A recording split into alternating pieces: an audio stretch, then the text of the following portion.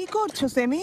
এই দরজা লক কেন? ভেতরে কি আছে? লক কেন সেটা আমি কিভাবে জানবো? হয়তো আটকে গেছে। না, লকই করা। নিশ্চয়ই কিছু হচ্ছে এখানে। জিনিসপত্র দিনে রাতে ছেলেরা ঘুরে বেড়াচ্ছে, দরজা লক করা। আমি এসব মেনে নিতে পারছি না। বললাম তো রাতে এ ব্যাপারে কথা বলবো। কি ব্যাপার বলো তো? 2 ঘন্টা ধৈর্য ধরে থাকতে পারছো না? এত অধৈর্য হলে হবে? আরে একদম মনে নেই। তোমার কারণে আমি বাড়ির মালিকদের ফোন করতে ভুলে গেছি। এখন কি করে ওদের না করি বলো? খুবই লজ্জার বিষয় হবে। ফোন করো না, আমরা যাচ্ছি। হায় আল্লাহ। সত্যি যাব। আমার ওই মহিলা দুটোকেও সন্দেহ হচ্ছে। নিশ্চয়ই কোনো গন্ডগোল আছে। আমি গিয়ে বোঝার চেষ্টা করব যে এখানে ওরা সবাই মিলে কি গোপন করছে। সেমি, একদিন তোমার কারণে আমি মরে যাব। আচ্ছা এখন বলো আমরা ওনাদের বাড়িতে কি নিয়ে যাব? সব কিছুর খেয়াল আমাকেই রাখতে হয়। উফ আল্লাহ।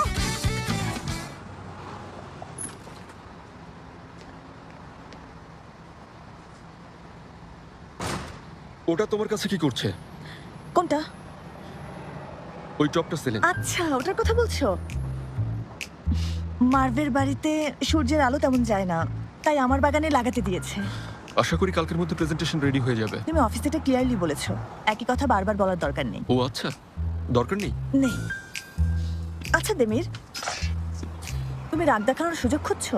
আমার বাবা মার কারণে রেগে আছো বলে সেটা এভাবে ছাড়বে? আজ সারাদিন তোমাকে ধন্যবাদ জানানোর জন্য অপেক্ষা করেছি, কিন্তু পারিনি। সব জিনিসপত্র সরিয়ে ফেলেছো দেখলাম, কিন্তু তুমি এত রেগেছিলে দেখে ধন্যবাদ দেয়া হয়নি।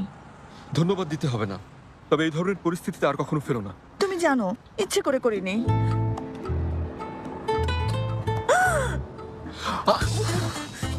সেলিন, এটা আবার কোথা থেকে এলো? তোমার ব্যাগ থেকে এসেছে। আচ্ছা ঠিক আছে, কেউ দেখে ফেললে ভুল বুঝবে। আসলে এটা ময়লা কাপড়ে ঝুড়িতে ছিল, মা দেখে ফেলার ভয় আমি সেই সকাল থেকে ব্যাগে নিয়ে ঘুরে বেড়াচ্ছি, আর কিছু না।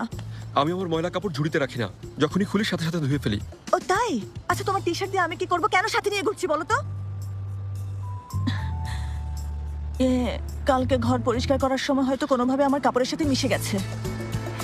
দেমির, দেমির, আজ ডিনার সেরে এসে কাল সকাল পর্যন্ত অফিস করব। আচ্ছা ডিনারে কখন আসছো তুমি? আমি ওই ডিনারে কিছুতেই যাব না সেলিন। দেমির প্লিজ চলো। ওই মানুষ দুটো শুধুমাত্র আমাদের জন্য মিথ্যে কথা বলেছেন, আমাদের সবাইকে ইনভাইট করেছেন।